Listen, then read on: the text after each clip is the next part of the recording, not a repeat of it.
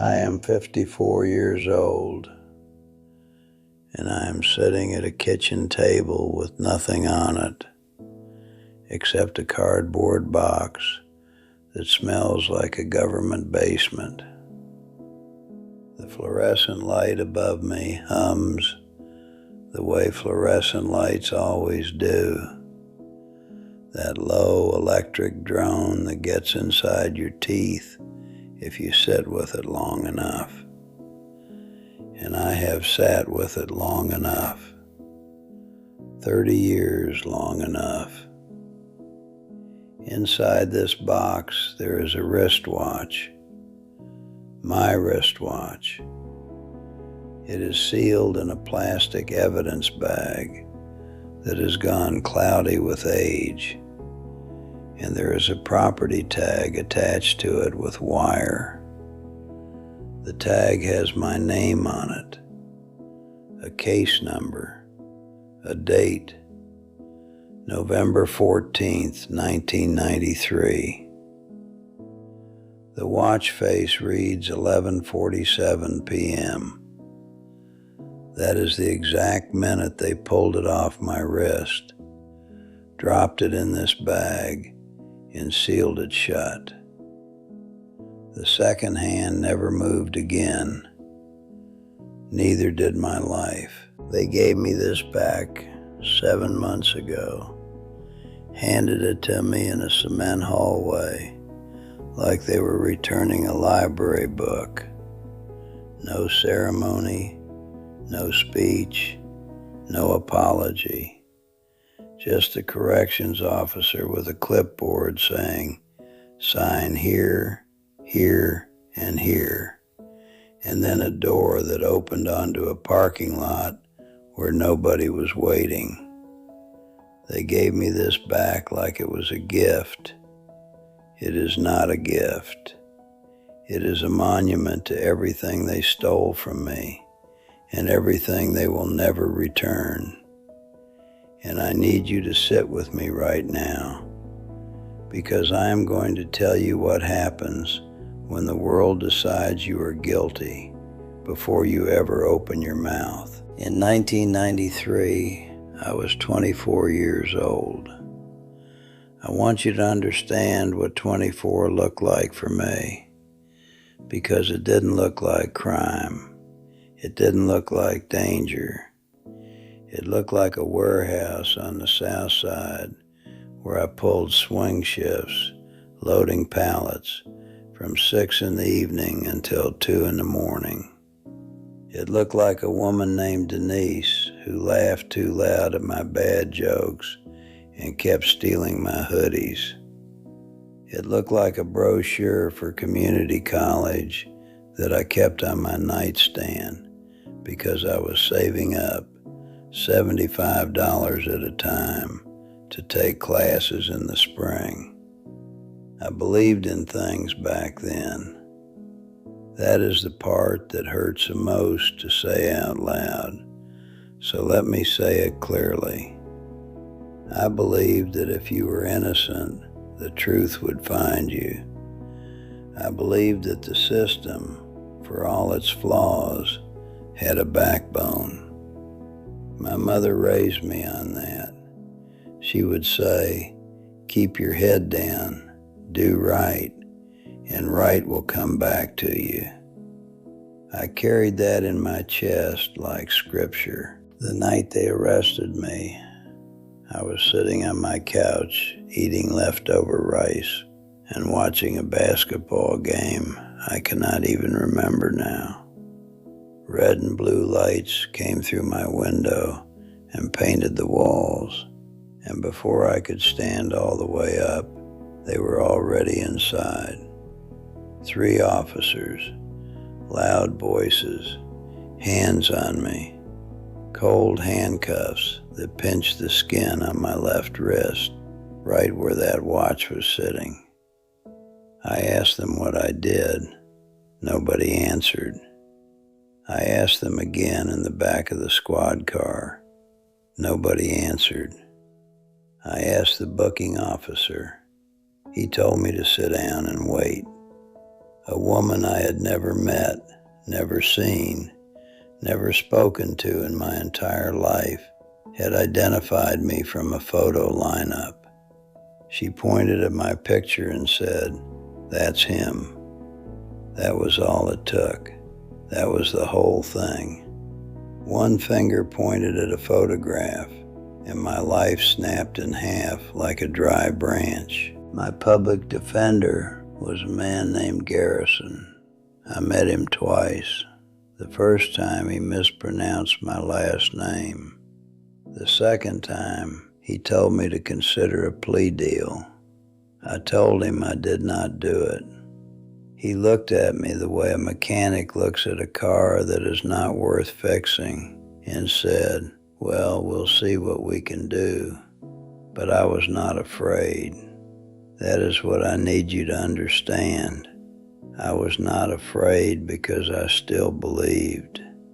I told Denise on the phone, "They'll figure it out." I told my mother through the glass in the visitation room, "Just wait. The truth is coming." I told myself that every single night on a 3-inch mattress that smelled like bleach and other men's sweat. The truth is coming. Just wait. The lie I believed was not arrogance, it was faith. And faith, when it is broken, does not shatter clean. It rots, slowly, from the inside, where nobody can see it happening. The courtroom was on the 4th floor of the county building. I remember the elevator ride up because a deputy escorting me was eating a breakfast sandwich, and the smell of egg and processed cheese filled that tiny metal box. And to this day, I cannot smell a breakfast sandwich without my stomach clenching. The courtroom itself had wood-paneled walls, the color of burnt honey, and fluorescent lights that buzzed the same way the one above me is buzzing right now. Some sounds follow you through your whole life. That buzz is one of mine. The jury sat in 2 rows to my left. 12 people. I looked at every single one of their faces that morning, searching for something. I did not even know what I was searching for. Curiosity, maybe. Doubt. Anything that told me they were still thinking. But by the time the foreman stood up, not one of them was looking at me. Not one. They looked at the judge. They looked at the floor. They looked at the paper in the foreman's hand. They looked everywhere in that room except at me. And that is when I knew. Before the word was even spoken, I knew. Because people cannot look at a man when they are about to end his life. The foreman said, "Guilty." 1 word, 2 syllables. It took less than a second to say, and it swallowed 30 years. But that is not the sound I remember most. The sound I remember most came from behind me. My mother was sitting in the 3rd row of the gallery. She was wearing her gray Sunday coat even though it was a Tuesday, because she believed you dressed up for court the way you dressed up for church, out of respect for things bigger than yourself. And when that word landed, she made a sound. It was not a scream. It was not a wail. It was a gasp. A small, wet, involuntary gasp, like someone had reached into her chest and squeezed the air out with their fist. That sound lasted maybe half a second. I have been hearing it on repeat for 30 years. I turned around to look at her. The deputy put a hand on my shoulder to stop me, but I turned anyway. My mother's face was gray. Her hands were in her lap, gripping the strap of her purse so tightly that her knuckles had gone white. The skin stretched so thin I could see the bones underneath. And she looked at me, and her lips moved, and she said 4 words without making any sound at all. "It's okay, baby."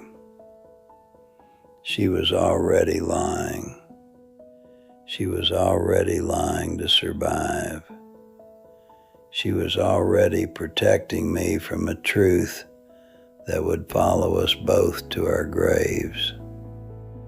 For her, it followed her all the way to 2011, when she died of a stroke in a hospital bed that I was not allowed to visit. I requested a compassionate release. It was denied. She died on a Wednesday. They told me on a Friday. 2 days my mother was gone before anyone thought to let her son know. Now let me tell you about the day they let me out. It was March of 2024. DNA evidence had cleared me 18 months earlier. 18 months. The science was done. The results were in. And it still took 18 months of paperwork, reviews, hearings, and procedural delays before someone finally unlocked the door and pointed me toward the exit. The system was in no hurry to fix what it had broken. It never is. A corrections officer walked me down a hallway with cement walls and a floor that had been mopped so many times the bleach smell had soaked into the concrete itself, mixed with something metallic, like rust or old blood. He handed me the evidence box. I signed 3 forms. He did not say good luck. He did not say I'm sorry. He said, take care, the way you say it to a stranger at a gas station. And then he walked back through the door, and it locked behind him with a heavy click. I stood in that hallway, alone. I opened the box, and there it was, my watch, still sealed, still tagged, still frozen at 11:47 p.m. on a night in November, 30 years ago. Everyone else's clocks had kept ticking. The world had kept spinning. Denise had married another man in 1999. My mother had lived and died. Technology I had never seen was in everyone's pocket, and my watch was still sitting at 11:47, waiting for someone to care enough to wind it forward. Nobody did. That is where I am now. I live in a studio apartment that a re-entry program found for me. It has a bed, a dresser, a small kitchen, and a window that looks out onto a parking lot. The evidence box sits on my dresser. I cannot throw it away. I have tried. I picked it up once, carried it to the dumpster outside, stood there for 15 minutes, and brought it back. It is the only proof I have that any of it happened. Without it, I am just a man with a story nobody wants to hear. The silence of freedom is something they do not prepare you for. In prison, there is always noise, guards calling count, men yelling, doors slamming, metal on metal, all day, all night. And then suddenly you are free, and you are sitting in an apartment at 2 a.m, and the quiet is so complete, it presses against your eardrums like deep water. That silence is not peace. It is the sound of a world that moved on without you and did not notice you were missing. I visit my mother's grave on Sundays. I talk to her.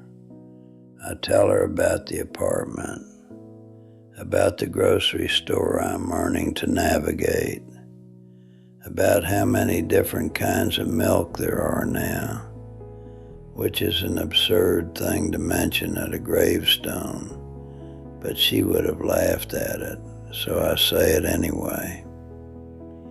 And then I always tell her the same thing.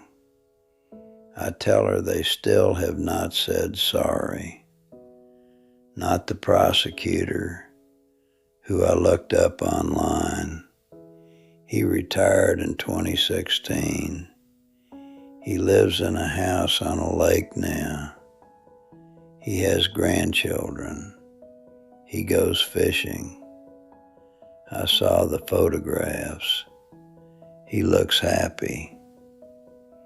The witness who identified me recanted her statement in 2006. 2006. She told a journalist she was not sure, that the police had pressured her, that she had always felt wrong about it. That was 18 years before they let me out. 18 years her recantation sat in a file somewhere, while I sat in a cell somewhere.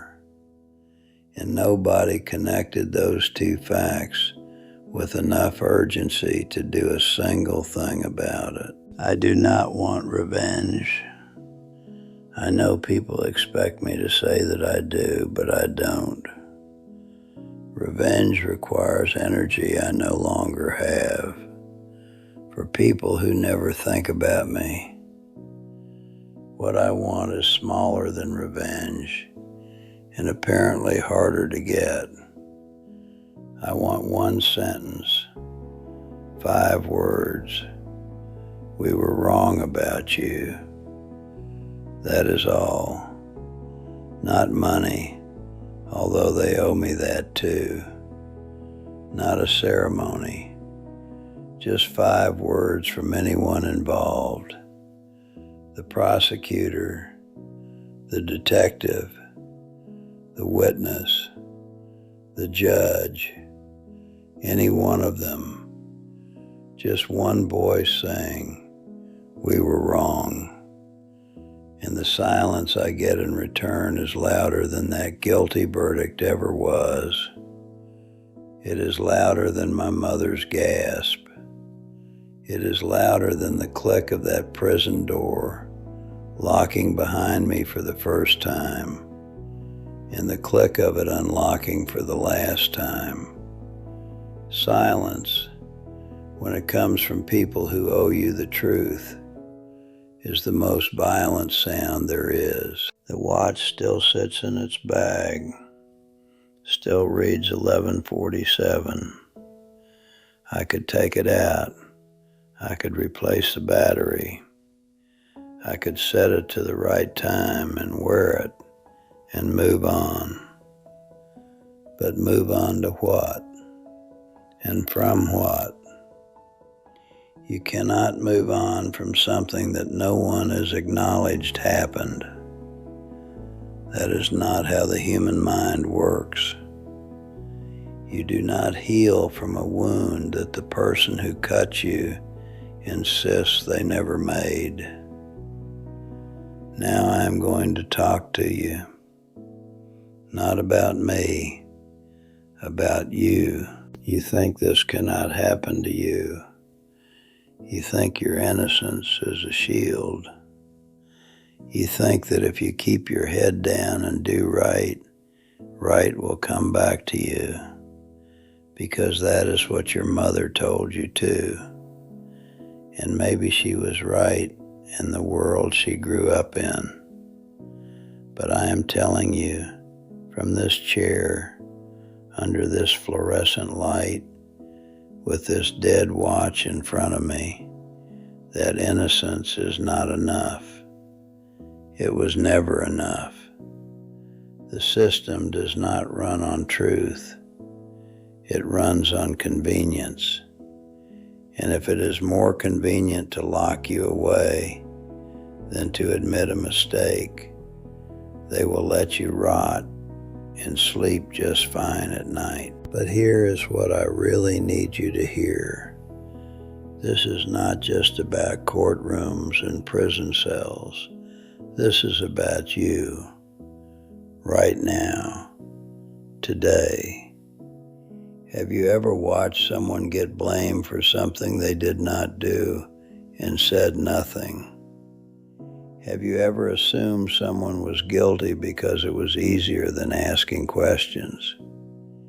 Have you ever owed someone an apology and told yourself, it's too late now, what's the point? The point is that someone is sitting in their own version of this apartment, staring at their own version of this watch, waiting for words you are too comfortable to say. Saying sorry is not weakness. Saying sorry is a bare minimum cost of being a human being who shares the world with other human beings. And if you cannot manage the bare minimum, then you need to sit with that and ask yourself what exactly you are saving by staying silent. Because I can tell you what it costs the person on the other end. It costs everything. It costs 30 years. It costs a mother who dies without her son beside her. It costs a woman named Denise who could not wait forever and should not have had to. Do not wait 30 years to do the right thing. Do not wait 30 days. Do not wait until it is comfortable, because it will never be comfortable. The person you owe it to might not survive your convenience. My mother did not. I am going to set this watch down on the table now, face up, right here where you can see it. 11:47 p.m. Frozen. 30 years of silence pressed into a circle of glass smaller than a silver dollar. Let it remind you. Time does not wait for your conscience to catch up, and neither should the people you have wronged.